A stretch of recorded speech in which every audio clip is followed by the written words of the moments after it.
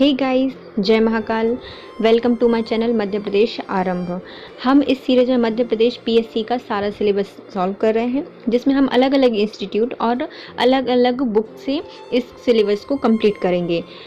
आज हम स्टार्ट कर रहे हैं 9th यूनिट की सेकंड टॉपिक, जिसमें आता है कंप्यूटर। इससे पहले हम इलेक्ट्रॉनिक की कंप्लीट कर चुके हैं। आप जाकर प्लेलिस्ट से चेक कर लीजिएगा। यदि आपको वीडियो पसंद आता है तो चैनल को सब्सक्राइब कर दीजिएगा। वीडियो को लाइक, कमेंट और शेयर ज़रूर कीजिएगा। प्लीज़ गाइस, लाइक बहुत कम है और व्यूज़ भी कम है, तो प्लीज़ आप हमारे वीडियो को लाइक कीजिए और अपने एग्ज़ाम को सफल बनाइए। तो चलिए स्टार्ट करते हैं। कंप्यूटर। कंप्यूटर क्या है? What is computer? इसकी डेफिनेशन पढ़ते हैं। कंप्यूटर एक इलेक्ट्रॉनिक डिवाइस है जिसमें डाटा को स्टोर कर सकते हैं, उनकी गणितीय प्रक्रिया करने में सक्षम होता है। यह पहली ऐसी कैलकुलेटिंग डिवाइस है जिसमें सभी तरह की गणनाएं आसानी से हो जाती हैं, जो मानव की तुलना में अत्यधिक तीव्रता के साथ कितनी भी बड़ी संख्या हो उसकी गणना को करने में सक्षम होता है। कंप्यूटर के प्रकार, उपयोग क्या क्या होते हैं, इसकी आवश्यकता क्यों पड़ी, ये हम अब पढ़ते हैं। कंप्यूटर का उपयोग क्यों किया जाता है और इसके आवश्यक तत्व क्या क्या हैं। पहले आता है डेटा। यह किसी भी सूचना के प्रोसेस से पहले की अवस्था होती है जिसमें यह अव्यवस्थित होता है और आंकड़े भी कहे जा सकते हैं। सामान्यतः डाटा को दो भागों में विभाजित किया जाता है। एक आता है संख्यात्मक डाटा, जिसको न्यूमेरिकल डाटा कहा जाता है, और एक आता है अल्फा न्यूमेरिक डाटा। संख्यात्मक डाटा क्या होता है?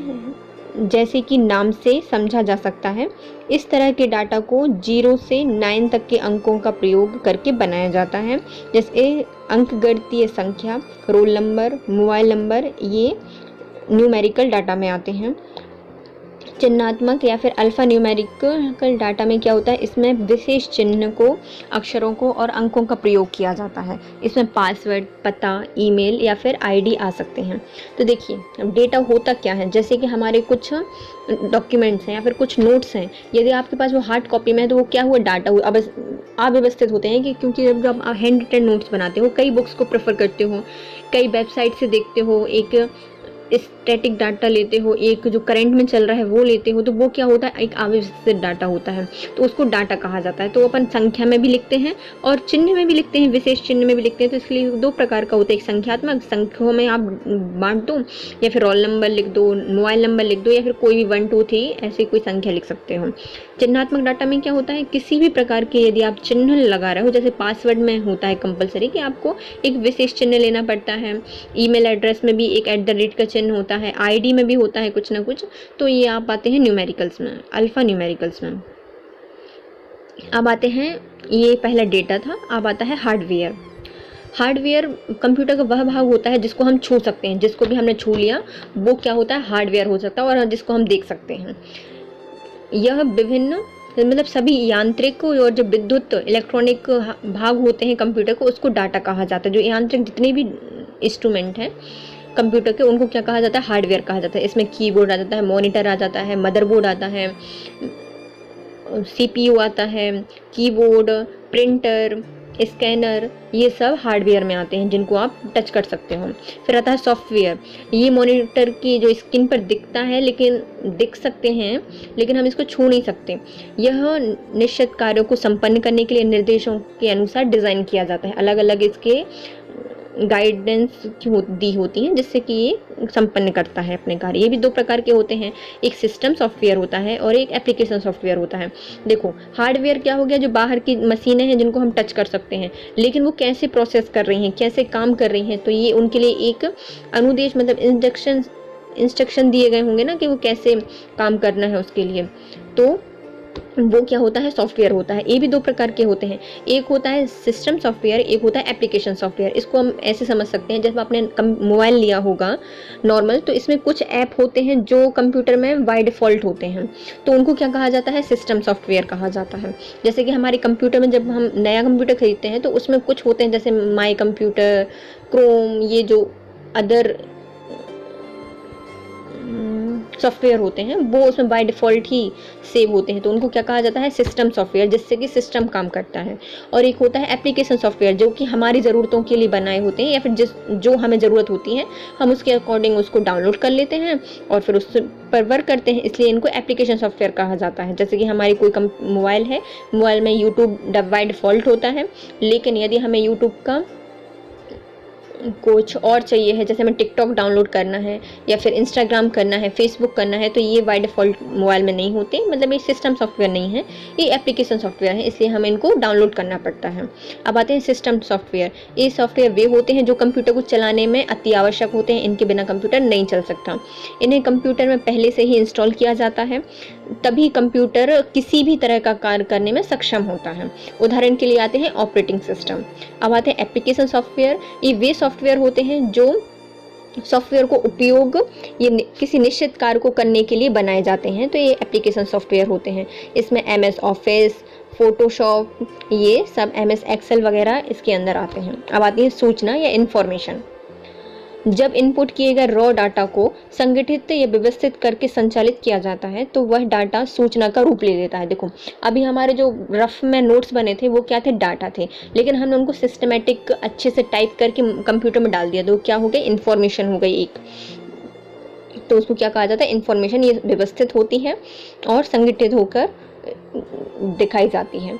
जब रॉ डाटा को किसी प्रोसेसर से गुजारा जाता है, उसे व्यवस्थित किया जाता है, तो यह सूचना में बदल जाता है। अब आता है प्रोसेसिंग। यह क्रिया अपने जिसे संपन्न होने में डेटा सूचना का रूप ले लेती है, यह क्रिया को प्रोसेसर कहा जाता है। मतलब जैसे कि हमने डाटा लिया था, रॉ डाटा था, लेकिन हमने उसको इन्फॉर्मेशन में बदलना है। कैसे बदलेंगे, तो एक प्रोसेस लगेगी ना। जैसे कि हमारा रॉ डाटा, मतलब आपने खाना बनाया होगा या फिर किचन में कभी काम करते हैं, तो जब आटा लेते हैं तो वो क्या हो गया, एक रफ डाटा हो गया, तो वो सिस्टमेटिक नहीं है, वो अलग अलग है, तो वो हो गया डाटा। लेकिन एक उसकी प्रोसेस होती है कि हम उसमें पानी मिलाते हैं, फिर उसको अच्छे से एकदम से पूरा मिला लेते हैं और डो बना लेते हैं, तो वो क्या हो गया, उसकी प्रोसेसिंग करने के लिए उसको प्रोसेसिंग, और जो डो बन गया वो होती है इन्फॉर्मेशन। देखो, ये होता है, यदि किसी गर्ल से पढ़ो ना तो वो किचन का ही एग्जाम्पल देती है। चलिए अब पढ़ते हैं डेटाबेस। यहाँ बहुत तरह के डाटा का संग्रह होता है डेटाबेस, जिससे डिजिटल रूप में व्यवस्थित स्टोर किया जा सकता है। यह उपयोग अलग अलग कार्यों के लिए किया जाता है। डाटाबेस क्या होता है, बहुत सारा डाटा होता है जिसको अच्छे से व्यवस्थित कर सकते हैं, और ये डिजिटल व्यवस्था में स्टोर किया जाता है। अब आता है डेटाबेस मैनेजमेंट सिस्टम। यह डेटाबेस को मैनेज करने के लिए बनाया जाता है। एप्लीकेशन सॉफ्टवेयर होता है यह, जिसका प्रयोग डेटा को व्यवस्थित रखने, उसका प्रबंधन करने, उसमें किसी तरह का परिवर्तन करने, उसमें प्रोसेस करने और उनका संकलन करने के लिए किया जाता है डेटाबेस मैनेजमेंट सिस्टम। मतलब बहुत सारी इन्फॉर्मेशन है, तो वो हो गई डेटा बेस, और उसको मैनेज करना है तो क्या हो गया, उसको डेटाबेस को जो मैनेज करता है वो क्या कहलाता है, डेटाबेस मैनेजमेंट सिस्टम। अब आता है electronic data processing.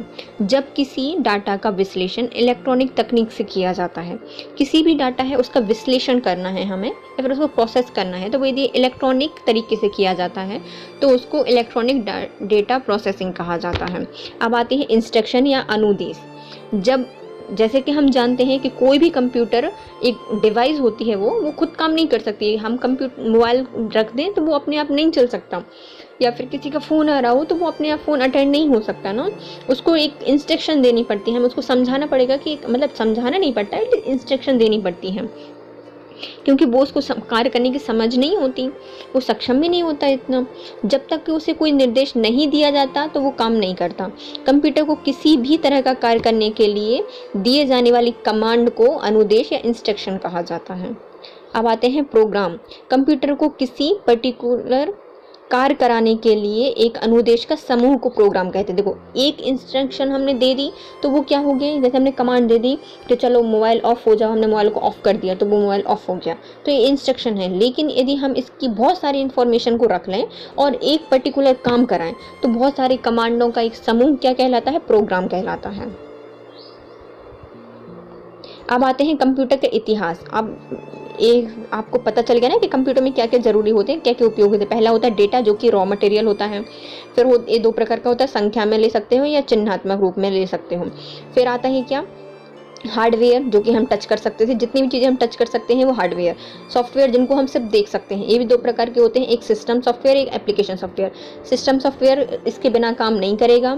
System application software जो हम अपनी ज़रूरत के हिसाब से उसमें डालते हैं, MS ऑफिस वगैरह। सूचना क्या होती है, जो हमने डाटा लिया था उसको प्रोसेस कर दिया तो वो सूचना बन गई। सूचना डेटा को सूचना में बदलने के लिए जो प्रोसेस होता है उसके लिए प्रोसेसिंग प्रोसेस होती है, प्रोसेसर का उपयोग किया जाता है। फिर आता है डेटाबेस में क्या होता है, जो सूचना होती है उसको संग्रहण करना डेटाबेस कहलाता है। डेटाबेस को मैनेज करने वाला सिस्टम क्या होता है, डेटाबेस मैनेजमेंट सिस्टम।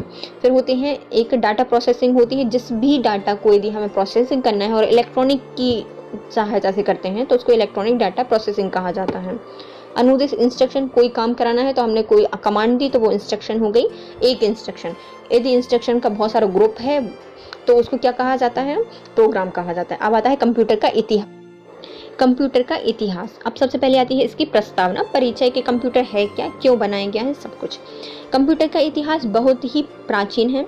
ये एक मतलब अभी तक अपन एक अविश्वसनीय आविष्कार कर चुके हैं। मानव हर क्षेत्र में मानव किसी न किसी रूप से कंप्यूटर से जुड़ा हुआ है। हमारे जीवन के हर पहलू में किसी न किसी रूप में कंप्यूटर है। जैसे मेरे पास मोबाइल है, मैं हाथ में मोबाइल लिए हुई हूँ तो ये कंप्यूटर डिवाइस है, कंप्यूटर है। मैं लैपटॉप पे काम कर रही हूँ तो लैपटॉप क्या है, कंप्यूटर है। मैं फ़ैन चला रही हूँ, फ़ैन क्या चल रहा है तो वो क्या है, कंप्यूटर है, कंप्यूटर से होता है। स्विच बोर्ड कंप्यूटर है, CPU कंप्यूटर है, किसी न किसी रूप में गाड़ी भी एक कंप्यूटर है, कार भी एक कंप्यूटर है। तो किसी न किसी रूप में हर पहलू में कंप्यूटर हमारी ज़िंदगी का एक दैनिक काम बन गया है। कंप्यूटर पिछले 4 दशकों में हमारे समाज में रहन सहन, सोच विचार, काम करने के तरीके में बहुत से बदलाव आ चुके हैं और ये कहीं ना कहीं से कैसे कनेक्ट होते हैं, कंप्यूटर से कनेक्ट होते हैं। अब कंप्यूटर का विकास कैसे हुआ, सबसे पहले आता है अबेकस। इसको हम थोड़ी थोड़ी ट्रिक बनाकर याद करेंगे, यदि आपको प्रॉब्लम ना हो तो। यदि आपको ट्रिक पसंद ना आए तो आप नॉर्मल भी इसको पढ़ सकते हैं। तो अबेकस यह दुनिया का सबसे पहला था और यह बेबीलोन में बनाया गया था। अबेकस सबसे पहला था और बेबीलोन में बनाया गया था।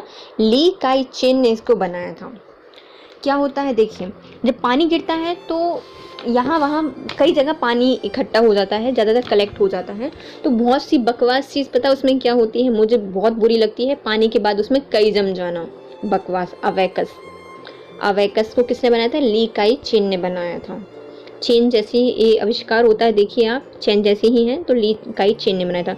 16वीं शताब्दी में बनाया था, बेबीलोन में इसका आविष्कार हुआ था। अबेकस लकड़ी से बना हुआ एक फ्रेम नुमा ढांचा होता है जो कि एक आयताकार का होता है। इसमें कुछ जो वर्टिकल तार लगे होते हैं उसमें कुछ मोती डले होते हैं, इनकी गणना करनी पड़ती है और ये जोड़ने घटाने के लिए काम में किया जाता था। वर्गमूल ज्ञात करने में भी इसका प्रयोग कर सकते थे। सबसे पहले आता है अबेकस जो कि 16वीं शताब्दी में बनाया गया था, ली काई चेन ने बनाया था। अब आते हैं नेपियर्स बोन। इसका आविष्कार स्कॉटलैंड के रहने वाले जॉन नेपियर ने किया था, जिसके नाम से इसका नाम नेपियर बोन्स पड़ा है। इसका आविष्कार 1617 में हुआ था। यह आयताकार पट्टियां होती हैं जिसमें जानवरों की हड्डियां से बना होता है। इसमें गणना करने के लिए उपयोग की जाने वाली तकनीक को रोबडोलॉजिया कहा जाता है। इसमें 10 आयताकार पट्टियां लगी होती हैं जो कि 0 से 9 तक के पहाड़े लिखे होते हैं। इसको इस तरीके से लिखा जाता है कि जो 10वीं पट्टी होती है, जो एक पट्टी का जो दहाईवां अंक होता है वो दहाई में आता है, लेकिन उसकी जो इकाई का अंक होता है वो दूसरी पट्टी के इकाई के अंक के पास बना होता है। इसे हम जल्दी जल्दी से गुणा कर सकते हैं और गणनात्मक परिणाम को ग्राफिकल संरचना में भी दर्शाया जा सकता है। किसको, नेपियर बोन से हम इसको दर्शा सकते हैं। स्कॉटलैंड के निवासी थे, 1617 में ने इनको बनाया था। फिर आता है स्लाइड रूल।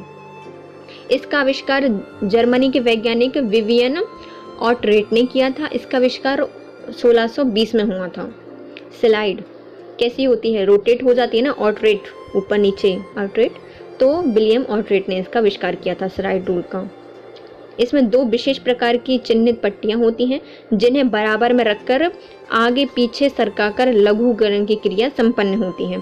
पट्टियों पर चिन्ह इस प्रकार के होते हैं कि किसी संख्या में 0 वाले चिन्ह से वास्तविक दूरी उस संख्या के किसी साझा आधार पर लघु गुणक के समानुपाती होती है। यह गुणक विधि के आधार पर सरलता से गणनाएं कर सकता है। स्लाइड रूल मतलब ये किसमें क्या होता है, पट्टियाँ होती हैं 2 प्रकार की। इन्हें जीरो वाले चिन्ह से वास्तविक दूरी पर उस संख्या के किसी भी साझा आधार पर लघुकरण के समानुपाती होती हैं। फिर आता है क्या, पास्कलाइन। फ्रांस के वैज्ञानिक विलेज पास्कलाइन ने पास्कलाइन का आविष्कार किया था। इसका आविष्कार 1692 में हुआ था। यह दुनिया का पहला मैकेनिकल एडिंग मशीन थी। क्या, पास्कलाइन, यांत्रिक गणना मशीन। यह मशीन ओडोमीटर और घड़ी के सिद्धांत पर कार्य करती है। इस मशीन में कई दांतेदार चक्र और पुराने टेलीफोन की तरह घुमाने वाले डायल होते हैं, जिस पर 0 से 9 तक की संख्याएं लिखी होती हैं। संख्या को जोड़ने घटाने में इसका प्रयोग किया जाता है। पास्कल,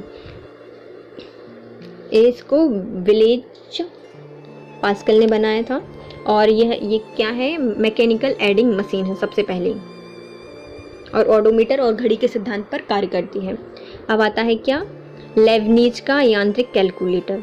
इसका आविष्कार गोटफ्रेड वॉन लेबनीज ने किया था। इसका आविष्कार 1971 में हुआ था। यह मशीन को लेबनीज की रेकनिंग मशीन भी कहा जाता है। यह मशीन जोड़ घटाने के साथ साथ गुणा भाग भी कर सकती है। यह कार व स्कूटर के स्पीडोमीटर में प्रयुक्त की जाती है। कार स्कूटर के स्पीडोमीटर में प्रयुक्त की जाती है लेबनीज की यांत्रिक कैलकुलेटर। गॉटफ्रेड वॉन लेबनीज ने इसका आविष्कार किया था।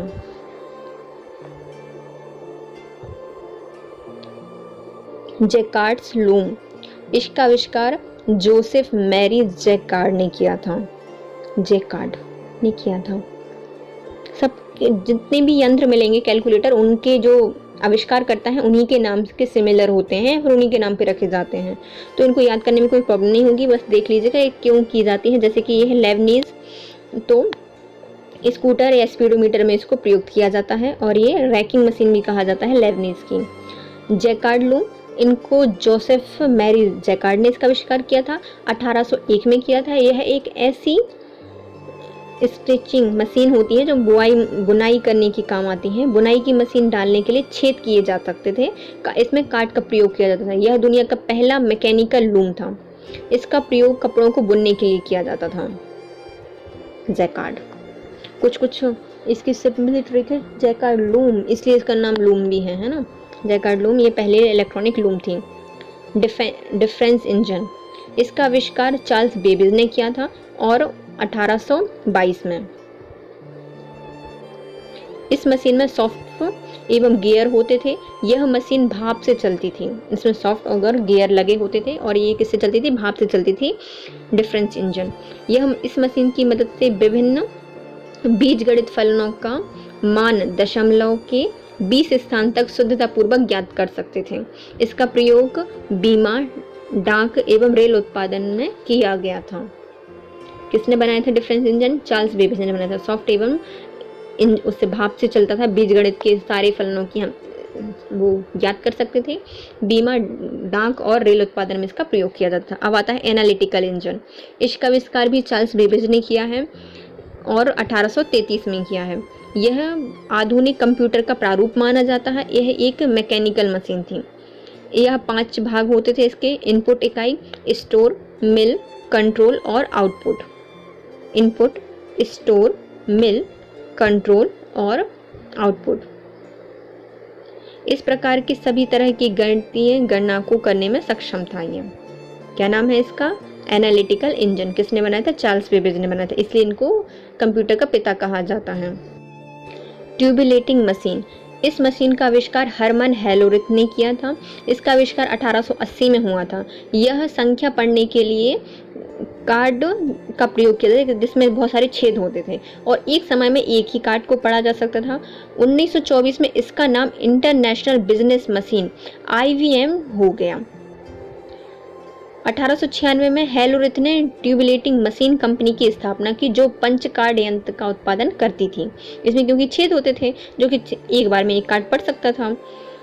किसने किए थे? हरमन हेलोरिथ ने की थी ट्यूबुलेटिंग मशीन कंपनी की स्थापना 1896 में। 1880 में ट्यूबुलेटिंग मशीन बनाई थी इनने।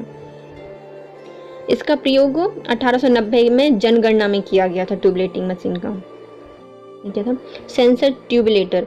इसका निर्माण 1890 में किया गया था। इसका निर्माण अमेरिका के वैज्ञानिक हरमन हेलोरिथ ने ही किया था। यह एक विद्युत चलित यंत्र है। इसका प्रयोग सर्वप्रथम अमेरिका की जनगणना के लिए किया गया था, मतलब अमेरिका के जो सेंसर थे उसको जानने के लिए किया गया था सेंसर ट्यूबुलेटर का प्रयोग। हरमन हेलोरिथ को पंचकार्ड के आविष्कार का श्रेय दिया जाता है। हरमन हेलोरिथ को पंचकार्ड के आविष्कार का श्रेय दिया जाता है। अब आते हैं मार्क 1। इसका आविष्कार हार्वर्ड आई केन ने किया था। इसका आविष्कार 1937 में हुआ था। मार्क हार्वर्ड आई केन ने किया था। यह विश्व का पहला पूरी तरह स्वचालित विद्युत यांत्रिक गणना तंत्र था। इसमें डाटा मैन्युअल रूप से इंटर किया जाता था। इसमें इंटरलॉकिंग पैनल के छोटे ग्लास काउंटर, स्विच एवं नियंत्रक सर्किट होते थे। इसमें स्टोर संचरण के लिए मैग्नेटिक ड्रम का प्रयोग किया जाता था। इसका प्रयोग गणना करने में किया जाता है। इसका मार्क 1 का। अब देखो सिंपल सी ट्रिक है इसकी। अब हमने एक कार्ड लिया, हार्वर्ड आई केन बना के उसको मार्क कर दिया, और वो क्या है, पूरा स्वचालित विद्युत यंत्र है ना, कि हमने एक बार लगा दिया, इलेक्ट्रिसिटी दे दी, अब वो खुद चलता रहेगा। डेटा मैनुअल कर सकता है इंटर करके। इंटरलॉकिंग पैनल में छोटे छोटे ग्लास हैं, काउंटर है, स्विच है और नियंत्रक सर्किट लगा हुआ है। इसमें मैग्नेटिक ड्रम का प्रयोग किया जाता है इसमें डाटा को स्टोर करने के लिए, और इसमें विभिन्न प्रकार की गणनाएं कर सकते हैं। अब आता है ABC, एटनसॉफ बैरी कंप्यूटर। ABC का निर्माण 1939 में किया गया था। इसका आविष्कार जॉन एटनसॉफ एवं क्लिफोर्ड बैरी ने किया था। इन्हें वर्ल्ड का पहला इलेक्ट्रॉनिक डिजिटल कंप्यूटर बनाया था। इन्हीं वैज्ञानिकों के नाम पर इसको ABC नाम दिया गया था। ये क्या था? Electronic digital computer. अब आता है ENIAC, electronic numerical integrator and calculator. इसका आविष्कार JP एकर्ड एवं जॉन मोचली ने किया था। ENIAC का आविष्कार 1943 में हुआ था। यह दुनिया का पहला डिजिटल कंप्यूटर था। इसमें 18,000 वैक्यूम ट्यूब का प्रयोग किया गया था। इसमें 20 एक्यूमुलेटर का संयोजन किया गया था। एक्यूमुलेटर लगे हुए थे और वैक्यूम ट्यूब भी लगा हुआ था। इसका प्रयोग प्राइवेट फर्मों, IBM इंजीनियर्स रिसर्च एसोसिएशन में किया गया था इसका प्रयोग। और ये क्या है? पहली डिजिटल कंप्यूटर, जिसको किसने बनाया है? JP एकर्ड और जॉन मोचली ने बनाया था, ENIAC। इसका फुल फॉर्म क्या होता है? Electronic numerical integrated computer. अब आता है EDSIC का फुल फॉर्म होता है electronic delay storage automatic computer. Electronic delay storage automatic calculator. इसका आविष्कार मॉरिस विल्कस ने किया था और इसका आविष्कार 1947 में हुआ था। यह पहला डिजिटल कंप्यूटर था जिसमें प्रोग्राम का संग्रहण किया गया था। अभी तक प्रोग्राम का संग्रहण नहीं किया जाता था, लेकिन इनने संग्रहण किया था। इस वर्ग में पहाड़ों की गणना की जा सकती थी। मरकरी डिलेस लाइंस का प्रयोग मेमोरी में और वैक्यूम ट्यूब का प्रयोग लॉजिक के लिए किया जाता था। जो इसमें मरकरी डिले लाइंस होती थी, इसका प्रयोग किस में किया जाता था? मेमोरी को रखने के लिए। Mercury is equal to memory. And vacuum tube का प्रयोग क्या कहता था? तो वैक्यूम मतलब लॉजिक के लिए इसका प्रयोग किया जाता था। 1951 में मिलर और व्हीलर ने 79 अंकों के प्राइम नंबर की खोज करने के लिए EDSIC का इस्तेमाल किया था। और 1950 में MV विल्कस और व्हीलर ने जीन आवृत्ति से संबंधित डिफरेंशियल ज्ञात करने के लिए भी इसका प्रयोग किया था। किसका? EDSIC का। बनाया किसने था? मॉरिस विल्कस ने बनाया था। और मॉरिस विल्कस ने एक बार व्हीलर के साथ जीन को डिफरेंशियल करने के लिए कोशिश की, और उन्हीं ने मिलर के साथ मिलकर एक बार प्राइम नंबर खोजे थे 79 तक के। अब आता है EDVAC, electronic discrete visual automatic computer. EDVAC का आविष्कार जॉन वॉन न्यूमैन ने किया था। ऐड बैग हम नया बैग लेके आएंगे, ऐड बैग, उसको अपने न्यू बैग में ऐड कर लेंगे। 1950 में किया था। यह 30 टन बड़ा था और 150 फीट चौड़ा था। इसमें गणना करने का काम किया जाता था। अब आता है यूनिवैग, यूनिवर्सल ऑटोमेटिक कंप्यूटर। यूनिवैग का आविष्कार जो प्रोस्पर एकर्ड और जॉन मैचली ने किया था। एनिएक का भी और यूनिवैग का भी एकर्ड और मोचली जी ने किया है। इसका आविष्कार 1951 में किया गया था। यह सामान्य उद्देश्यों के लिए प्रयोग किया जाने वाला पहला इलेक्ट्रॉनिक कंप्यूटर था।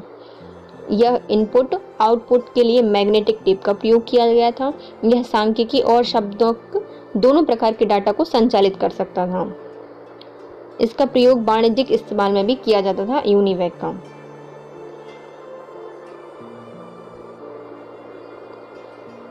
फिर आता है माइक्रो प्रोसेसर। माइक्रो प्रोसेसर का आविष्कार 1970 में हुआ था। इसका आविष्कार इंटेल कंपनी ने किया था। पहला माइक्रो प्रोसेसर का नाम था इंटेल 4004। माइक्रो प्रोसेसर की वजह से ये बहुत ही छोटे छोटे आकार के कंप्यूटर का निर्माण होना संभव हुआ।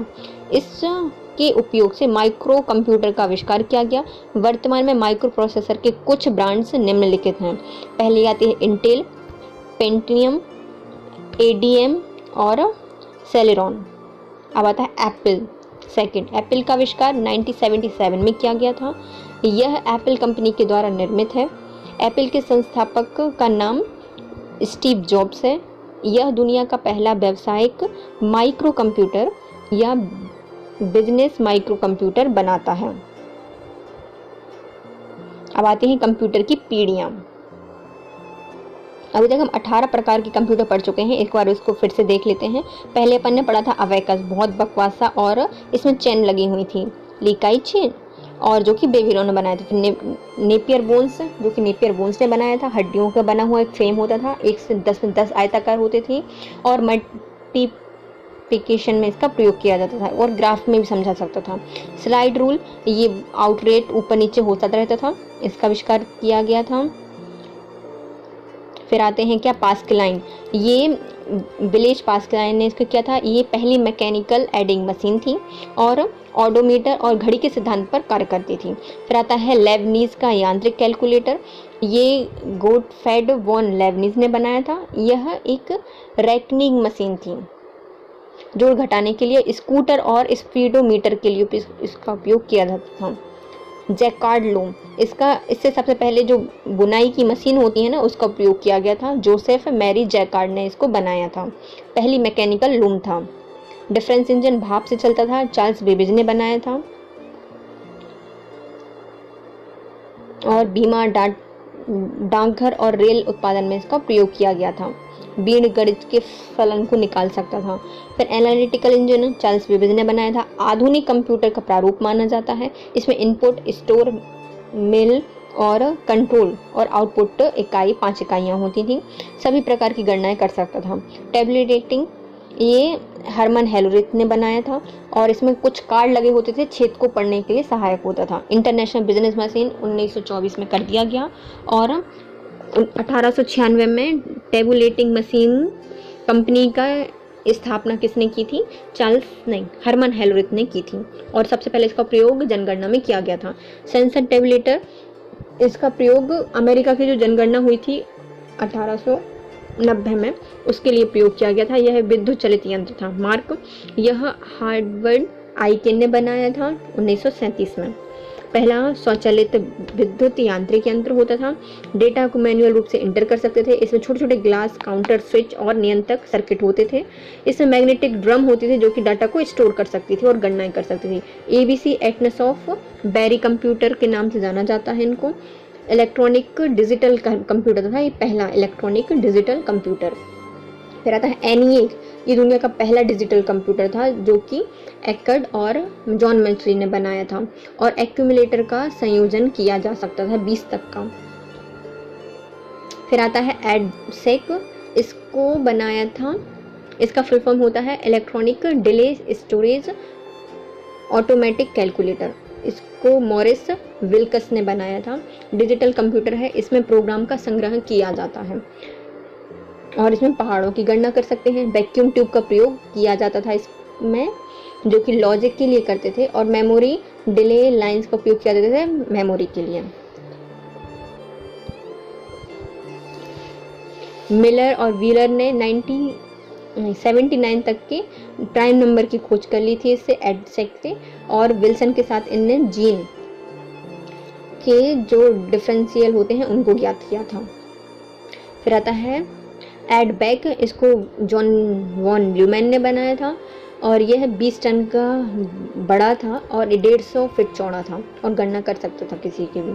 यूनिवैक, इसको एकर्ड और जॉन मोचली ने बनाया था 1951 में। इसमें इलेक्ट्रॉनिक, पहला इलेक्ट्रॉनिक कंप्यूटर था।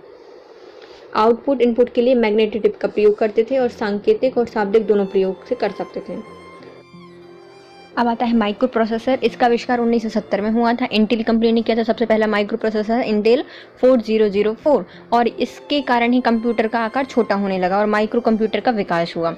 इसमें कुछ कंपनियां जो अभी ब्रांड बना रही हैं प्रोसेसर की, माइक्रो प्रोसेसर की, वो हैं इंटेल, प्लेटिनम, AMD और सेलेरॉन। अब आता है एप्पल। इसका आविष्कार 1977 में हुआ था। एप्पल कंपनी के जिन संस्थापक हैं वो हैं स्टीव जॉब्स, और दुनिया का प्रथम व्यावसायिक माइक्रो कंप्यूटर बनाने का श्रेय एप्पल को जाता है। अब आते हैं कंप्यूटर की पीढ़ियाँ। कंप्यूटर के विकास को उनमें प्रयोग होने वाले हार्डवेयर, सॉफ्टवेयर आदि के विकास के अनुसार अलग अलग पीढ़ियों में बांटा गया है। पहली पीढ़ी जो कि 1942 से 1955 तक चलती है, इस पीढ़ी में स्विचिंग डिवाइस के रूप में वैक्यूम ट्यूब का प्रयोग होता था। स्टोरेज के लिए मैग्नेटिक ड्रम का प्रयोग किया जाता था। इसकी गति 333 माइक्रोसेकंड थी। इसमें बैच ऑपरेटिंग का प्रयोग किया जाता था। इसमें मशीन भाषा जो कि 0 और 1 का प्रयोग किया जाता था, बाइनरी लैंग्वेज का, और इसकी स्टोरेज क्षमता मेन मेमोरी अत्यधिक कम होती थी। इसके कुछ एग्जाम्पल हैं तो ENIAC, यूनिएक, यूनिवैक और मार्क 1 ये आते हैं पहली पीढ़ी के कंप्यूटर। इसमें जो स्विचिंग डिवाइस है उसमें माइक्रो ट्यूब, मैग्नेटो ड्रम, और माइक्रोसेकंड कितना है, 333 माइक्रोसेकंड की गति है। ऑपरेटिंग सिस्टम में बेस सिस्टम आता है। मशीन लैंग्वेज का प्रयोग कर रहे थे, क्षमता उतनी ज़्यादा नहीं थी स्टोरेज की। और ENIAC और यूनिवैक और मार्क 1 इसकी पहली पीढ़ी के कंप्यूटर हैं। अब आती है दूसरी पीढ़ी जो कि 1955 से 1964 तक चली है। इसमें ट्रांजिस्टर का प्रयोग किया गया था। इसमें स्टोरेज के लिए मैग्नेटिक कोर टेक्नोलॉजी का प्रयोग किया गया था। इसमें होने वाले कार्य की गति 10 माइक्रोसेकंड थी। इसमें multi bag, remaining, time sharing operating system का प्रयोग होता था। इस पीढ़ी में असेंबली तथा उच्च स्तरीय भाषा का प्रयोग किया गया था। असेंबली भाषा का और उच्च स्तरीय भाषा का प्रयोग किया गया था। इसमें इसका आकार तथा तापमान में कमी आई थी। इसके कारण यह अति गति और मतलब बहुत ज़्यादा तीव्र था और विश्वसनीय भी था। इसका प्रयोग engineering device, inventory file updation, व्यवसाय में किया जाता था। अब आती है तीसरी पीढ़ी। इसका जो टाइम पीरियड रहा है वो रहा है 1964 से 1971 तक। इस पीढ़ी में स्विचिंग डिवाइस के रूप में इंटीग्रेटेड सर्किट IC चिप का प्रयोग होने लगा था। इसकी कार्य करने की गति जो थी वो 100 नैनोसेकंड थी। टाइम शेयरिंग, वास्तविक समय में ऑपरेटिंग सिस्टम का उपयोग किया जाता था। इस पीढ़ी में फोटोन, कोबोल आदि भाषाओं का प्रयोग किया जाने लगा था। कोबोल भाषा आ गई थी और फोटोन भाषा भी आ गई थी। और इसमें चुंबकीय कोर और सॉलिड स्टेट मुख्य भंडार के रूप में उपयोग किए जाते थे। रिमोट सेंसिंग में इसका प्रयोग किया जाता था। इसमें IBM system 360, NCR 365, B6500 etcetera इसके उदाहरण हैं। चतुर्थ पीढ़ी चौथी पीढ़ी में आती है कब से, 1975 से 1989 तक रही है।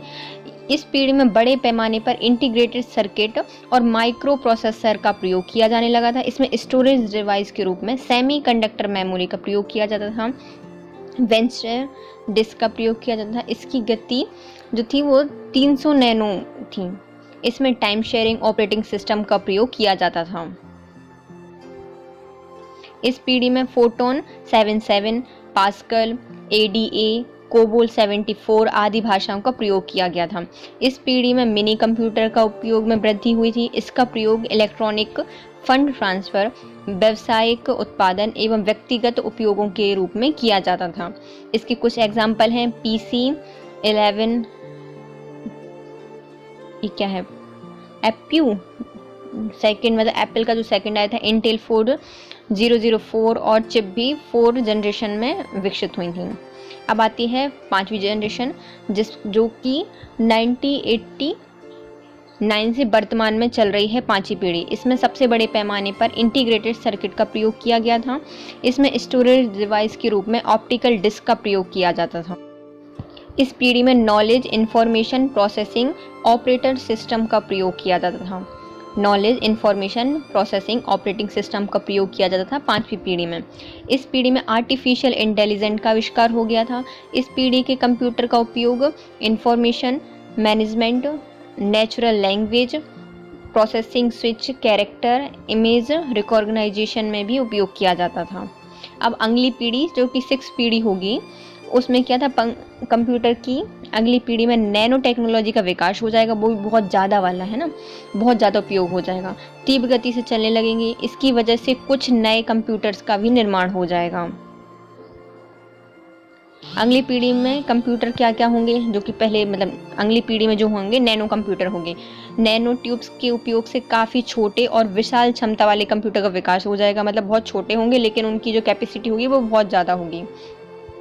नैनो ट्यूब्स का डायमीटर 1 नैनोमीटर तक की होती है, तो 1 = 10⁻⁻⁹ मीटर में होती है। नैनो टेक्नोलॉजी में पदार्थ की आणविक संरचना का प्रयोग किया जाता है। अब आते हैं क्वांटम कंप्यूटर। क्वांटम कंप्यूटर्स में पदार्थ के क्वांटम सिद्धांत का प्रयोग किया जाता है। 5वीं पीढ़ी के कंप्यूटर्स में मेमोरी को बिट में मापा जाता है, लेकिन क्वांटम कंप्यूटर में इसे क्यूबिट में मापा जाता है। जो अपन कंप्यूटर की जो नॉर्मल कंप्यूटर होते हैं उसकी मेमोरी अपन बिट में नापते हैं, लेकिन जो क्वांटम कंप्यूटर होता है उसकी मेमोरी को यदि आपको नापना है तो वो क्यूबिट में मापी जाती है। इस इलेक्ट्रॉन अपने कक्ष में तेजी से भ्रमण करते हैं, जिस वजह से एक साथ 1 और 0 की स्थिति को गिना जाता है। इस पद्धति के इस्तेमाल कर मनुष्य के जो दिमाग से भी तेज कार्य करने वाले कंप्यूटर का विकास होने का प्रयास कर सकते हैं। अब आते हैं केमिकल कंप्यूटर। इसमें गणना करने के लिए अलग अलग पदार्थों के रासायनिक गुणों का प्रयोग किया जा सकता है। फिर आता है DNA कंप्यूटर। इस कंप्यूटर को बायो कंप्यूटर भी कहा जाता है। इस कंप्यूटर में जैविक पदार्थों का प्रयोग कर सकते हैं, जैसे कि DNA और प्रोटीन। इसमें DNA या प्रोटीन का उपयोग कर डाटा को संरक्षित और प्रोसेस कर सकते हैं। कितनी पीढ़ियां पढ़ ली अपन ने? 5 पीढ़ियां पढ़ ली हैं। तो सबसे पहली पीढ़ी आती है, वो थी अपने 1942 से 1955 तक, जिसमें क्या किया गया था, वैक्यूम ट्यूब का प्रयोग किया गया था, मैग्नेटिक ड्रम का प्रयोग किया गया था, और जो इसकी गति होती थी वो 333 माइक्रोसेकंड होती थी। ऑपरेटिंग सिस्टम का उपयोग करते थे, बाइनरी लैंग्वेज का उपयोग करते थे, और जो इसकी मेमोरी क्षमता थी वो कम थी। ENIAC, यूनिएक और मार्क 1 पहले कंप्यूटर के थे। अब दूसरी पीढ़ी में क्या आते हैं, ट्रांजिस्टर आते हैं। मैग्नेटिक कोर टेक्नोलॉजी का प्रयोग किया जाता है स्टोरेज के लिए। इसकी गति कितनी होती है? 10 माइक्रोसेकंड होती है। इसमें multi bag remaining time sharing ये कम हो जाती है। उच्च स्तरीय भाषा और असेंबली लैंग्वेज का प्रयोग होता है सेकंड जनरेशन में। इसका प्रयोग व्यवसाय में, कंप्यूटर डिजाइनिंग में, इन्वेंट्री फाइल्स में उपयोग करते हैं। तीसरे में क्या होता है, इंटीग्रेटेड सर्किट का प्रयोग किया जाने लगता है। गति कितनी बढ़ जाती है? 100 नैनोसेकंड हो जाती है। और इसमें जो वास्तविक समय ऑपरेटिंग सिस्टम का प्रयोग किया जाता है। इसमें फोटोन, कोबोल भाषाओं का प्रयोग होने लगा था। चुंबकीय कोर सेलेक्ट सॉलिड स्टेट का ही भंडार होता है। इसमें बने क्या थे, IBM के जितने भी कंप्यूटर थे ज़्यादातर वो इसी में बने थे। चौथी पीढ़ी 1975 से 1990 तक रही है। इसमें क्या होता था, इंटीग्रेटेड सर्किट का प्रयोग होता था और माइक्रो प्रोसेसर बनने लगे थे। सेमीकंडक्टर मेमोरी बन गई थी और इसकी जो गति हो गई थी वो 300 नैनो में मापी जाती थी। ऑपरेटिंग सिस्टम का प्रयोग किया जाता था इसमें, और फोटोन 77, पास्कल, ADA, कोबोल ये सब चौथी पीढ़ी में बनाए गए थे। एप्पल जो इंटेल 4004 और चिप हैं वो 4th जनरेशन में आई थी। 5वीं जनरेशन में क्या हुआ, इंटीग्रेटेड सर्किट का प्रयोग होने लगा, स्टोरेज डिवाइस का होने लगा, जो कि ऑप्टिकल डिस्क में होने लगी थी। इस पीढ़ी में knowledge, information processing, operating system का, आर्टिफिशियल इंटेलिजेंस का, कंप्यूटर में information management, natural language processing, speech, character और इमेज रिकॉग्नाइजेशन आ गए थे। अगली पीढ़ी में क्या आएगा कि इसमें आ जाएगी कि आर्टिफिशियल इंटेलिजेंस 5वीं पीढ़ी में आ चुकी है, लेकिन इसकी एक एडवांस फीचर आ जाएगा 6th जनरेशन में। नैनो टेक्नोलॉजी पे वर्क होने लगेगा, कंप्यूटर और छोटे हो जाएंगे और तेज़ गति से काम करने लगेंगे नैनो कंप्यूटर में। और फिर क्वांटम कंप्यूटर आ जाएगा जो कि मनुष्य के दिमाग से भी ज़्यादा तीव्र गति से काम करते हैं। और केमिकल, जिसमें अपन डीएनए, अलग अलग पदार्थ जो रासायनिक गुण होते हैं उनका उपयोग करके कंप्यूटर को ऑपरेट कर सकते हैं। फिर आते हैं डीएनए कंप्यूटर, जिसको बायो कंप्यूटर भी कहा जाता है। उसमें जैविक पदार्थों का प्रयोग करके उनको चलाया जा सकता है। फिर आते हैं कुछ फैक्टर। 2 दिसंबर को हर वर्ष कंप्यूटर साक्षरता दिवस मनाया जाता है। पहला computer architecture John von Neumann ने 1948 को प्रस्तुत किया था।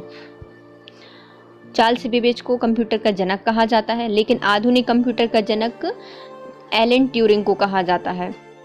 एडसेक पहला ब्रिटिश कंप्यूटर था जो कि डिजिटल संग्रहित प्रोग्राम पर आधारित था, एडसेक। फिर आते हैं कौन? सिद्धार्थ। ये भारत में निर्मित पहला पर्सनल कंप्यूटर था, सिद्धार्थ। फिर आता है पैकमैन। यह कंप्यूटर है जिसका आविष्कार सिर्फ गेम खेलने के लिए किया गया था।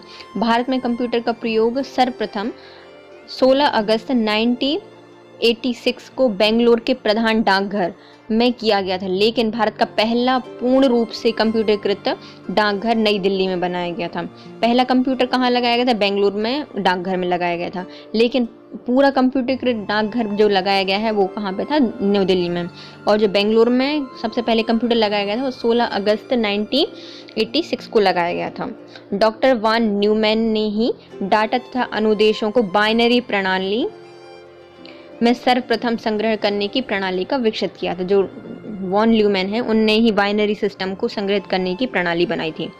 ट्रांजिस्टर का आविष्कार 1947 में वेल लेबोरेटरी के जॉन बार्डिन, विलियम शाक्ले और वाल्टन वेटन ने किया था। अर्धचालक मतलब सेमीकंडक्टर पदार्थ सिलिकॉन और जर्मेनियम के बने होते हैं और यह तीव्र स्विचिंग डिवाइस होते हैं।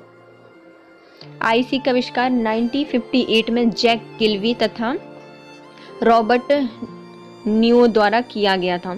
सिलिकॉन की सतह पर बनी एक प्रौद्योगिकी को माइक्रो इलेक्ट्रॉनिक्स का नाम दिया गया था। ये चिप अर्धचालक या सेमीकंडक्टर पदार्थ सिलिकॉन या जर्मेनियम के बने होते हैं। सिलिकॉन स्टोरेज डिवाइस को चिप के नाम से जाना जाता है। इसका आविष्कार किसने किया था? जैक किल्वी और रॉबर्ट नियो। इसको माइक्रो इलेक्ट्रॉनिक्स के नाम से भी जाना जाता है। अब आते हैं कुछ कंप्यूटर के प्रकार, क्लासिफिकेशन ऑफ कंप्यूटर। इनको अलग अलग बेसिस पर अलग अलग टाइप में बांटा गया है, जैसे कि आता है साइज के बेस पर, पर्पस के बेसिस पर और एप्लीकेशन के बेसिस पर। पहले आता है साइज के बेस पर। पहला माइक्रो कंप्यूटर साइज के हिसाब से, mini computer, main frame computer, personal computer और सुपर कंप्यूटर इस साइज के आधार पर है। पर्पस के आधार पर एक स्पेशल पर्पस कंप्यूटर होता है और एक जनरल पर्पस कंप्यूटर होता है। एप्लीकेशन के बेसिस पर एक एनालॉग कंप्यूटर होता है, एक डिजिटल कंप्यूटर होता है और एक हाइब्रिड कंप्यूटर होता है। अब आते हैं आकार के आधार पर कंप्यूटर को 5 प्रकार में बांटा गया है, जिसमें सबसे पहले आता है माइक्रो कंप्यूटर। 1970 में इंटेल ने माइक्रो प्रोसेसर का आविष्कार किया, जिसमें प्रयोग से कंप्यूटर प्रणाली काफ़ी सस्ती हो गई। इसका विकास सर्वप्रथम IBM कंपनी ने किया था। माइक्रो कंप्यूटर में 8, 16, 32 और 64 बिट के माइक्रो प्रोसेसर का प्रयोग किया जाता है। एक कंप्यूटर के साइज में जितने छोटे होते हैं उतने ही आसानी से कहीं भी इनको रखा जा सकता है। इन कंप्यूटर ऑन चिप कहा जाता है इन्हें कंप्यूटर ऑन चिप कहा जाता है। इन कंप्यूटर्स में VLSI very large scale integration और ULSI ultra large scale integration का उपयोग किया जाता है, जिससे इनका आकार भी कम और क्षमता कई गुना बढ़ जाती है। ये होते हैं माइक्रो कंप्यूटर। इनकी क्षमता लगभग 1 लाख संकीर्ण प्रति सेकंड होती है। मल्टीमीडिया एवं इंटरनेट के विकास ने माइक्रो कंप्यूटर की उपयोगिता को हर क्षेत्र में पहुंचा दिया है। इसके कुछ एग्जाम्पल हैं iMac, PS/2, Apple, Mac, IBM इत्यादि। माइक्रो कंप्यूटर के उपयोग क्या हैं? पहला आता है प्रकार माइक्रो कंप्यूटर का, पाम टॉप। यह एक पोर्टेबल पर्सनल कंप्यूटर है जिसका आकार लैपटॉप से भी छोटा होता है। इसमें इनपुट के लिए कीबोर्ड नहीं होती बल्कि आवाज़ को आधार बनाया जाता है। यह हैंड हेल्ड ऑपरेटिंग सिस्टम का इस्तेमाल होता है या कर सकते हैं। फिर आता है डेस्कटॉप। यह एक पर्सनल कंप्यूटर है जिसका प्रयोग सबसे ज़्यादा किया जाता है। यह सबसे सस्ता होता है, टिकाऊ होता है और ज़्यादा चलने वाला होता है। इस पर एक बार में एक ही व्यक्ति कार्य कर सकता है डेस्कटॉप पर। इसे यूज़ करने वाले ऑपरेटिंग सिस्टम एक साथ कई कार्य करने में सक्षम होता है। इसमें मोडेम की सहायता से आप इंटरनेट से भी जोड़ सकते हैं। ये हो गया डेस्कटॉप। अब आता है लैपटॉप। यह एक पोर्टेबल पर्सनल कंप्यूटर है, मतलब आप इसको फोल्ड कर सकते हो, लैपटॉप को आसानी से कहीं भी उठा के ले जा सकते हो। हाँ, ले जा सकते हैं। इसको नोटबुक की भी कहा जाता है क्योंकि अपन इसमें कुछ नोट कर सकते हैं, तो इसको नोटबुक भी कहा जाता है। लैपटॉप का विकास एडम ऑसवान ने किया था 1981 में। फिर आते हैं personal digital assistant, PDA, personal digital assistant. यह डिजिटल डायरी भी एक पोर्टेबल कंप्यूटर ही है, लेकिन यह सभी कार्य करने में सक्षम नहीं होती। जो पर्सनल डायरी होती है वो सभी काम करने में सक्षम नहीं होती। इसका प्रयोग छोटे छोटे आंकड़े जैसे कि पता, फ़ोन नंबर, ईमेल आदि का संग्रहण करने के लिए किया जाता है। Personal digital assistant. अब आता है वर्क स्टेशन। यह एक शक्तिशाली कंप्यूटर है या PC है जिसकी प्रोसेसिंग क्षमता दूसरे PC से काफ़ी ज़्यादा होती है। इसमें एक बार में केवल एक व्यक्ति ही कार्य कर सकता है। इसकी भंडारण क्षमता अधिक होती है। यह कंप्यूटर का प्रयोग अभियांत्रिकी, तकनीकी और ग्राफिक्स में ज़्यादा किया जाता है। इसका प्रयोग वैज्ञानिक, इंजीनियरिंग और भवन निर्माण में किया जाता है। वास्तविक परिस्थितियों को उत्पन्न कर इसका अध्ययन करने में ये सक्षम होता है। ये थे अपने माइक्रो कंप्यूटर, जो कि अपने कंप्यूटर नॉर्मल पर्सनल कंप्यूटर होते हैं वो इसमें आते हैं, जैसे कि अपना लैपटॉप, पाम टॉप, ये माइक्रो कंप्यूटर में आते हैं। अब आता है मिनी कंप्यूटर। इन कंप्यूटर की कार्य क्षमता और कीमत माइक्रो कंप्यूटर से अधिक होती है। इन कंप्यूटर में एक या एक से अधिक एक साथ कार्य कर सकते हैं और अधिक कार्य कर सकते हैं, मतलब मल्टी यूज़र होता है और मल्टीटास्किंग कंप्यूटर होते हैं ये मिनी कंप्यूटर। इनकी क्षमता 10 से 30 MIPS, जिसको मेगा इंस्ट्रक्शंस पर सेकंड कहा जाता है। इसका एग्जाम्पल है HP 9000, rise RISC 6000 and HN DPX2 mini computer के। अब आता है मेनफ्रेम कंप्यूटर। इन कंप्यूटर की कार्य क्षमता, कीमत, आकार माइक्रो और मिनी कंप्यूटर से अधिक होती है। इनका प्रयोग प्रायः एक सर्वर या केंद्रीय कंप्यूटर की तरह किया जाता है। मेनफ्रेम कंप्यूटर को एक्सेस करने के लिए लोगों को जोड़ का इस्तेमाल करना पड़ता है। प्रायः कंपनियों में मेनफ्रेम कंप्यूटर का प्रयोग बिलों को भेजने, भुगतानों का ब्यौरा रखने, कर्मचारियों का भुगतान करने आदि काम में किया जाता है। इसके एग्जाम्पल हैं क्रे 1, IBM 4381, ICL 39, यूनिवैक 110 इत्यादि। ये हैं अपने मेनफ्रेम कंप्यूटर के एग्जाम्पल। अब आता है पर्सनल कंप्यूटर। इसको PC का विकास 1981 में किया गया था। इस PC में माइक्रो प्रोसेसर 8088 का प्रयोग किया गया था। यह छोटे आकार में कंप्यूटर होते हैं जिन्हें सामान्य कार्य के लिए बनाया जाता है। यह एक सिंगल यूज़र सिस्टम होते हैं जिसमें एक बार में सिर्फ एक ही व्यक्ति कार्य कर सकता है। इसमें लगाए जाने वाले ऑपरेटिंग सिस्टम एक साथ बहुत से कार्य मल्टीटास्किंग करने में सक्षम होता है। PC को मोडेम या टेलीफोन की मदद से हम इंटरनेट से भी कनेक्ट कर सकते हैं। वर्तमान में सभी PC को PC-80 या पर्सनल कंप्यूटर एडवांस टेक्नोलॉजी कहा जाता है। PC-80 को सर्वप्रथम 1984 में बनाया गया था, मतलब 81 में पर्सनल कंप्यूटर बने थे 1981 में, लेकिन 1982 में एडवांस टेक्नोलॉजी इसमें जुड़ गई थी। इसमें माइक्रो प्रोसेसर 80286 लगाया जाता है। प्रमुख पीसी निर्माता कंपनीज हैं IBM, लिनोवो, एप्पल, कैम्प्यूक, जेनेथ, HCL और HP आदि एक्सेट्रा। अब आते हैं सुपर कंप्यूटर।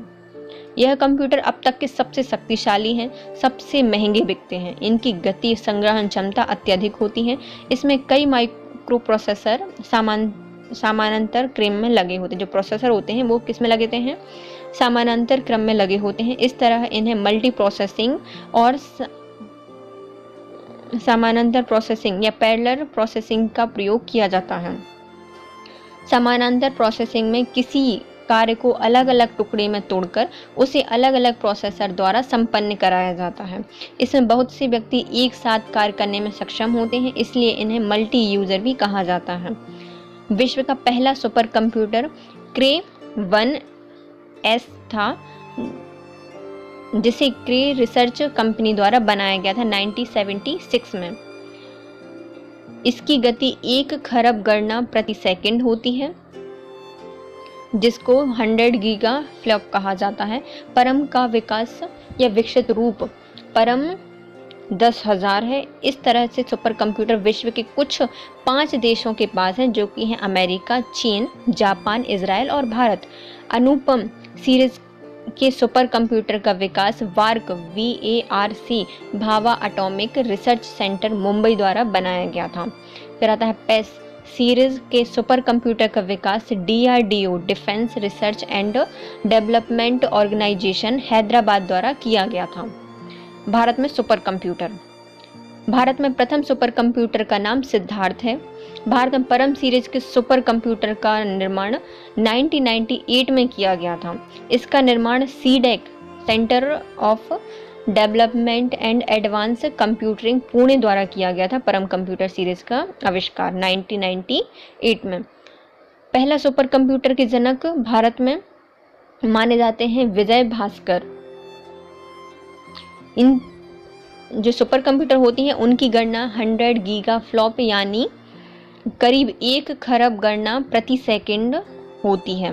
भारत में सुपर कंप्यूटर के जनक विजय भास्कर जी को कहा जाता है। CDEC ने पदम नाम से सुपर कंप्यूटर का भी विकास किया है। भारत में प्रथम सुपर कंप्यूटर फ्लो सावर था, जो कि बेंगलुरु में बनाया गया था। फ्लो सावर। भारत में सबसे तेज सुपर कंप्यूटर परम सिद्धि है, जो कि आर्टिफिशियल इंटेलिजेंस बेस है, जिसकी गति 4.6 पेटाफ्लॉप है। अब आते हैं कुछ अनुप्रयोग के आधार पर कंप्यूटर को कितने भाग में बांटा गया है। तो इसमें बांटा गया है एप्लीकेशन के आधार पर 3 प्रकार में, analog, digital and hybrid computer. Analog computer, इसमें विद्युत के एनालॉग प्रयोग का प्रयोग किया जाता है। इसकी गति अत्यंत धीमी होती है। कंप्यूटर मात्राओं को अंकों में प्रस्तुत किया जाता है, इसलिए इसका प्रयोग सिर्फ विज्ञान और इंजीनियरिंग क्षेत्र में किया जाता है।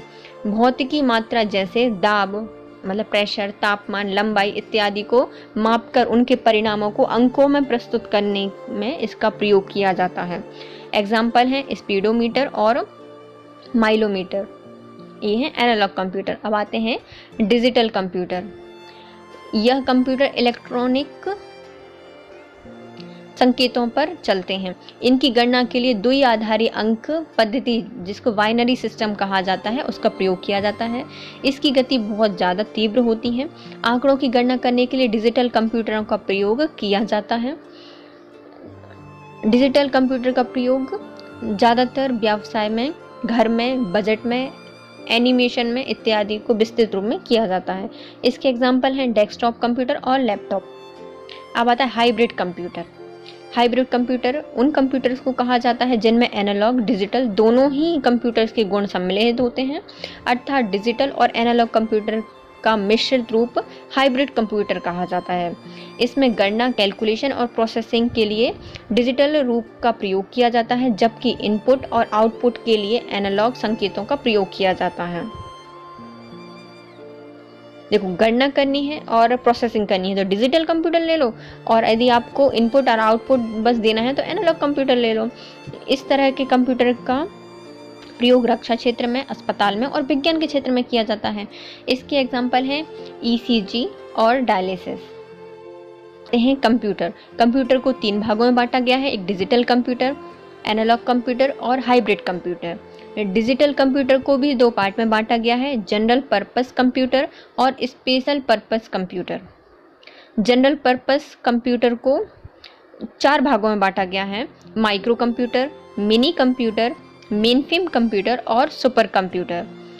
फिर माइक्रो कंप्यूटर को 2 भाग में बांटा गया है, पर्सनल कंप्यूटर और personal system by 2, CPS by 2 में बांटा गया है। एक PC और एक होता है CPS। जो कि PC होते हैं वो भी 4 टाइप के होते हैं, PC, PCY-XT, PCY-AT, super AT और सुपर माइक्रो। पर्सनल कंप्यूटर मतलब पर्सनल सिस्टम में क्या होता है, PS/2 जिसको मॉडल है जिसका 500 मॉडल है, और PS/2 इसका मॉडल है 60, PS/2 जिसका मॉडल है 80। अब आते हैं कंप्यूटर की संरचना क्या है। तो इसमें पढ़ेंगे अपन कंप्यूटर के भाग। कंप्यूटर के प्रमुख 3 भाग होते हैं, एक input device, central processing unit और मेमोरी यूनिट। कोई भी डाटा है, यदि हमें इंफॉर्मेशन है तो देखो, कोई भी जब हमने पढ़ चुके हैं कि जो रफ या रॉ इंफॉर्मेशन होती है वो क्या कहा जाता है, डाटा कहा जाता है। उसको प्रोसेस करना पड़ता है, फिर वो क्या बनती है, एक पर्टिकुलर स्टैंडर्ड इंफॉर्मेशन। तो उसके लिए प्रोसेस करना पड़ता है, इनपुट करनी है यदि कोई चीज़ तो हमें उसके लिए बहुत सारे इंस्ट्रूमेंट चाहिए पड़ेंगे, जैसे कि कीबोर्ड, माउस। तो इनके इनपुट करानी पड़ेगी ना, हमें डाटा हमारा इनपुट कराना पड़ेगा, फिर वो प्रोसेस करेगा, तो उसके लिए भी कुछ डिवाइस यूज़ होती हैं। फिर एक आउटपुट होता है, जिससे कि आउटपुट प्राप्त होता है, तो उसके लिए अलग अलग डिवाइस होती हैं जो कि हम अब पढ़ेंगे। तो इनपुट, फिर वो कंट्रोल यूनिट में गई, फिर वहाँ पे प्रोसेस हुई, फिर वो आउटपुट में आ गई और वो इंफॉर्मेशन बन गई। कंप्यूटर एक कार्यप्रणाली मतलब कंप्यूटर की कार्यप्रणाली देखते हैं। इनपुट यूनिट के द्वारा हम अपना डाटा क्या करते हैं, इनपुट कराते हैं। यह डाटा CPU के द्वारा ग्रहण किया जाता है और उसी वक्त मेमोरी में डाटा के फॉर्मेट के अनुसार स्टोर हो जाती है। कि मतलब जो उसका डाटा है वो उसका फॉर्मेट के अकॉर्डिंग मेमोरी में सेव हो जाती है। जब कभी उस स्टोर डाटा की आवश्यकता होती है तब हम ALU से मेमोरी ही डाटा निर्देश ले लेता है। कंट्रोल यूनिट के आदेशानुसार उस पर विभिन्न क्रियाएं की जाती हैं, मतलब प्रोसेसिंग किया जाता है और इससे प्राप्त परिणाम आउटपुट यूनिट तक भेज दिया जाता है। यह मेमोरी ही सेव कर दिया जाता है, मेमोरी को सेव कर दिया जाता है। सभी यूनिट्स कंट्रोल यूनिट के नियंत्रण में काम करती हैं। इतना समझ में आया कि कोई इन्फॉर्मेशन भेजी वो CPU में जाएगी, CPU से मेमोरी में जाएगी, जब हमें कभी ज़रूरत पड़ेगी ALU से मेमोरी में से निकाल के वो हमें आउटपुट के थ्रू दे देगा। अब आते हैं सबसे पहले इनपुट, कि हमें कुछ डालना है। ये ऐसे विद्युत यांत्रिक युक्ति होती है जिससे कंप्यूटर किसी भी तरह के डाटा, प्रोग्राम, अनुदेश, इंस्ट्रक्शन या कमांड को इनपुट कराने में प्रयोग करते हैं। कंप्यूटर में जब भी कोई डाटा इनपुट कराया जाता है तब उसे इनपुट डिवाइस इंटरफेस की मदद से ही बाइनरी फॉर्मेट में बदल देती है। किसकी मदद से, इनपुट इंटरफेस की मदद से बाइनरी फॉर्मेट में बदल देती है। क्योंकि कंप्यूटर सिर्फ बाइनरी कोड ही समझता है, इसलिए इनपुट डिवाइस मतलब जो इनपुट यूनिट होती हैं वो डेटा को क्या करती हैं, बाइनरी कोड में बदल देती हैं CPU में, और फिर उसको CPU में भेज दिया जाता है। अब आते हैं आउटपुट यूनिट। कंप्यूटर द्वारा जो डेटा, निर्देश या परिणाम को प्रदर्शित करने के लिए आउटपुट यूनिट का प्रयोग किया जाता है। अब ये क्या करते हैं, जो आउटपुट यूनिट का जो कार्य यह है कि वो कंप्यूटर से प्राप्त होने वाले परिणाम को बाइनरी कोड में जो होते हैं उनको हमारे समझने योग्य भाषा में परिवर्तित करता है और हमें उपलब्ध करा देता है। परिणाम में परिवर्तित संकेतों को कार्यकर्ता तक पहुंचाया जाता है। जैसे कि हमने कोई इन्फॉर्मेशन दी तो वो नॉर्मल उसमें तो जाएगी नहीं कि हमने कोई ABC प्रेस किया, तो वो जो कंप्यूटर है वो ABC को तो नहीं समझता, वो क्या समझता है, सिर्फ 0 और 1। तो एक सिस्टम लगा होता है जिसको क्या कहा जाता है, इनपुट इंटरफेस। वो उसको चेंज करता है बाइनरी में और फिर वो मेमोरी में चला जाता है, मतलब CPU में चला जाता है।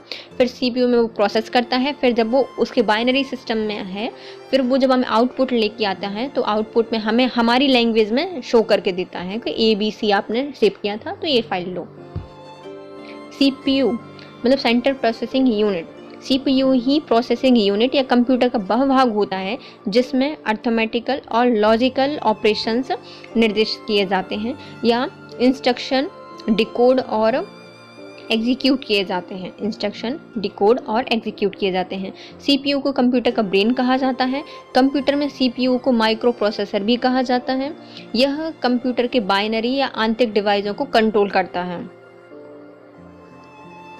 यह निर्देशों या डाटा इंस्ट्रक्शन एवं डाटा को मुख्य मेमोरी में रजिस्टर्स में परिवर्तित करता है या स्थानांतरित करता है। क्या करता है, ये जो इंस्ट्रक्शन होती हैं डेटा को मुख्य मेमोरी से, जो मेन मेमोरी है उससे किस में डाल देता है, रजिस्टर में डाल देता है। और आवश्यकता पड़ने पर आउटपुट डेटा को रजिस्टर से निकालकर मेन मेमोरी में डाल देता है। CPU भी 3 प्रकार में बांटा गया है CPU को। इसमें पहला आता है अर्थमेटिकल एवं लॉजिकल यूनिट, ALU कहा जाता है। यह CPU के लिए सभी प्रकार की अंकीय गणनाएं करने में, जैसे कि जोड़ना, घटाना, गुणा करना, भाग और तुलनाएं दो संख्याओं में यह बताना कि कौन सी बड़ी है और कौन सी छोटी है, ये हमें ये यूनिट से पता चलती है, अर्थमेटिकल लॉजिकल यूनिट से। इसमें होने वाली सारी क्रियाएं बाइनरी पद्धति से की जाती हैं।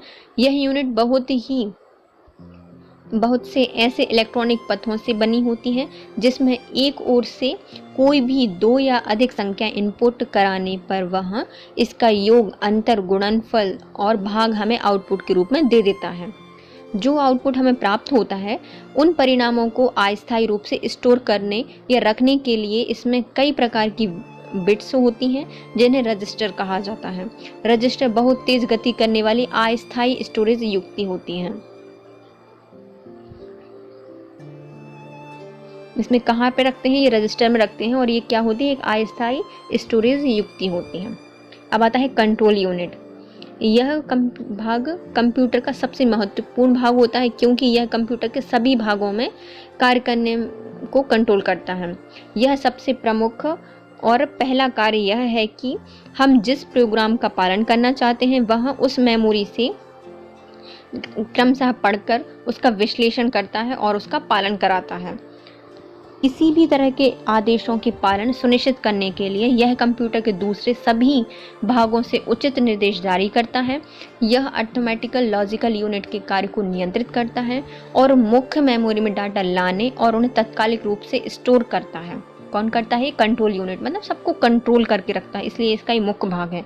मेमोरी में यदि इंस्ट्रक्शन आए हैं तो इंस्ट्रक्शन को पढ़ेगा, विश्लेषित करेगा, क्या करना है, जल्दी जल्दी मेमोरी से पालन करवाएगा। यह सुनिश्चित करेगा कि जो हमने भेजा है वो सही जगह पे गया है या नहीं गया है, उचित निर्देश जारी किए हैं या नहीं किए हैं। और अर्थमेटिकल लॉजिकल यूनिट को भी कंट्रोल करता है और डाटा को लाने और तत्कालिक रूप से स्टोर कराने का काम ही कौन करवाता है, कंट्रोल यूनिट। फिर आती है मेमोरी यूनिट। मेमोरी में आने वाले सभी डाटा निर्देशों को संग्रहित करने का कार्य करती है। ये मतलब रख लेती है, अपने पास स्टोर कर लेती है। यह हमें सूचना भंडारण सुविधा प्रदान करती है, मतलब स्टोरेज फैसिलिटी को प्रोवाइड करती है। मेमोरी यूनिट 2 प्रकार की होती हैं, एक प्राइमरी मेमोरी और एक सेकेंडरी मेमोरी। ये थे कंप्यूटर के कुछ भाग और CPU के भाग। अब आता है पर्सनल कंप्यूटर।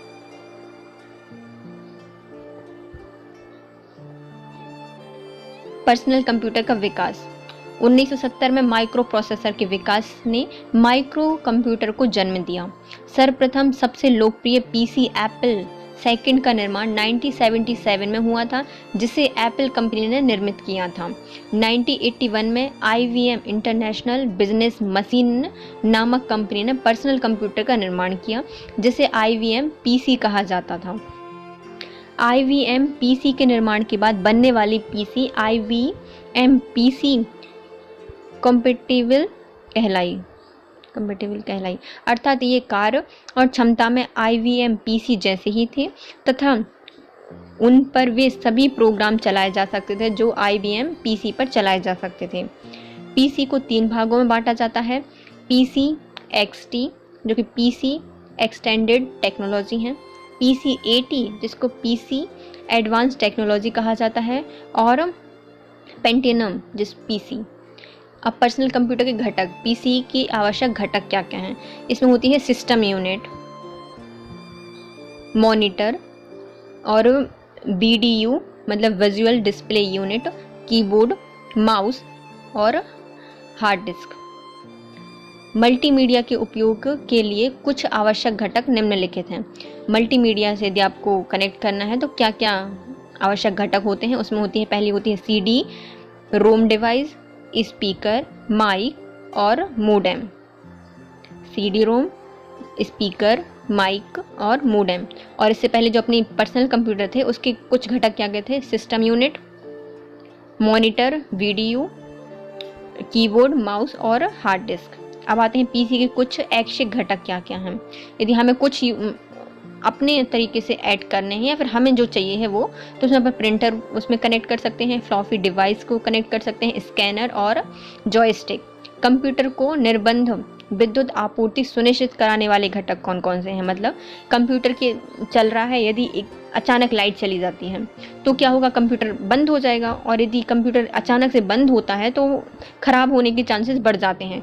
तो अब वो विद्युत बीच में ही ना रुके, विद्युत मिलती रहेगी, लाइट चली गई तो थोड़ी देर तक, जब तक हम कंप्यूटर बंद नहीं करते थे तब तक चलता रहे। इसके लिए ये सुनिश्चित कराने के लिए 2 डिवाइस का प्रयोग किया जाता है, जिसमें 2 आते हैं, जिसमें आता है UPS अनइंटरप्टेड पावर सप्लाई और कांस्टेंट वोल्टेज ट्रांसफार्मर। अब आती है सिस्टम यूनिट। कंप्यूटर द्वारा किए जाने वाले विभिन्न कार्य यही संचालित होते हैं। यह विभिन्न सिस्टम सॉफ्टवेयर, एप्लीकेशन सॉफ्टवेयर द्वारा नियंत्रित किए जाते हैं। सिस्टम यूनिट जो होती हैं वो सिस्टम सॉफ्टवेयर और एप्लीकेशन सॉफ्टवेयर द्वारा नियंत्रित किए जाते हैं। PC से सभी घटक इसी से जुड़े होते हैं। बाह्य संरचना के आधार पर इन्हें 2 भागों में बांटा जाता है।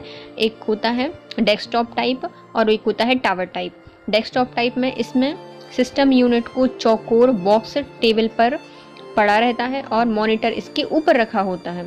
और टावर टाइप में क्या होता है? टावर टाइप में इसमें सिस्टम यूनिट का बॉक्स टेबल पर सीधा रखा होता है और मॉनिटर उसके बगल में रखा होता है।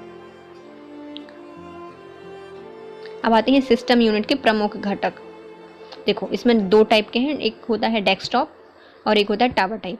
डेस्कटॉप में क्या होता है? जो सिस्टम यूनिट रहता है वो चौकोर डब्बे टेबल पर रखा रहता है और उसके ऊपर मॉनिटर रखा होगा। यदि ऊपर रखा होगा तो डेस्कटॉप, यदि मॉनिटर सिस्टम के बगल में रखा होगा तो वो होता है टावर टाइप। सिस्टम यूनिट के प्रमुख घटक क्या क्या हैं? एक आता है पहला मदरबोर्ड। यह PCB प्रिंटेड सर्किट बोर्ड भी कहा जाता है इसको। ये प्लास्टिक से निर्मित होते हैं। धातु की पतली लाइन रेखाओं के द्वारा यह 2 उपकरणों के बीच संबंध रिलेशन बताता है। धातु की पतली रेखाओं को बस बार भी कहा जाता है। यह कंप्यूटर का मुख्य पटल होता है। मदरबोर्ड धातु की पतली लाइनों के द्वारा दूसरे उपकरणों के बीच में रिलेशन बताता है। मदरबोर्ड धातु की पतली रेखाओं को बस बार भी कहा जाता है। यह कंप्यूटर का मुख्य पटल या मेन बोर्ड होता है।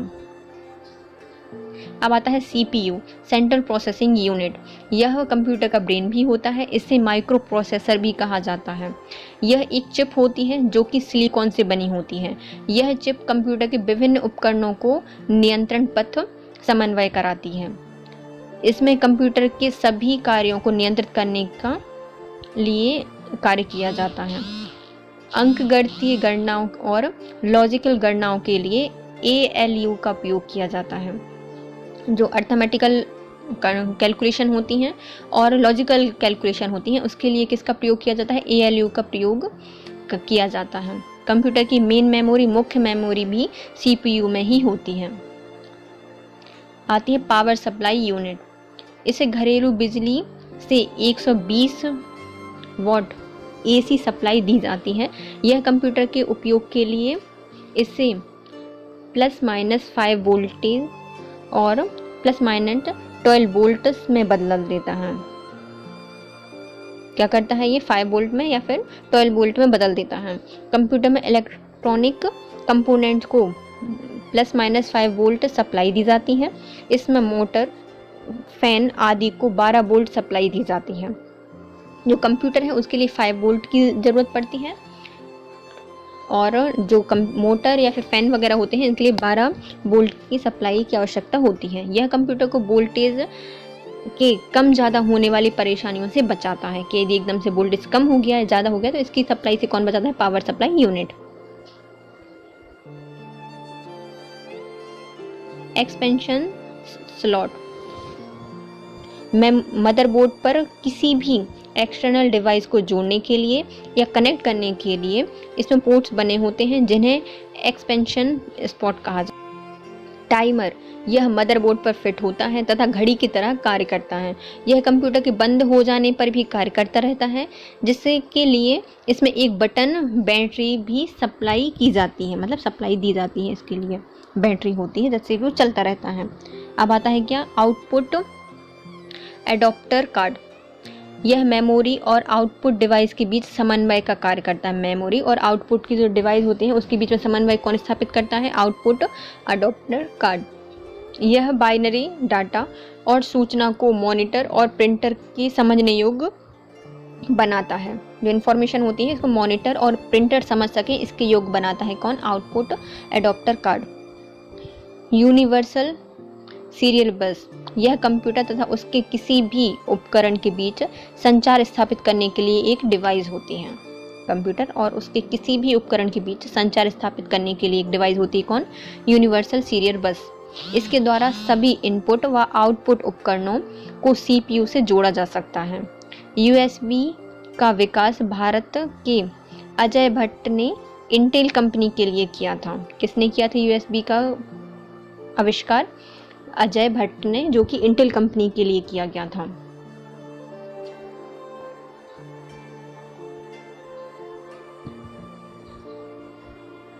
देखिए अब इसमें कुछ इनपुट, आउटपुट और मतलब मेमोरी दी गई है कि कैसे कंप्यूटर वर्क करता है। कोई भी इंफॉर्मेशन है हमने कंप्यूटर को दे दी, डाटा इंस्ट्रक्शन दी, वो कैसे हो जाएंगी? इनपुट डिवाइसेस आएंगी। वो किस में जाएंगी? CPU में जाएंगी। उसमें कंट्रोल टाइमिंग यूनिट लगी होती हैं।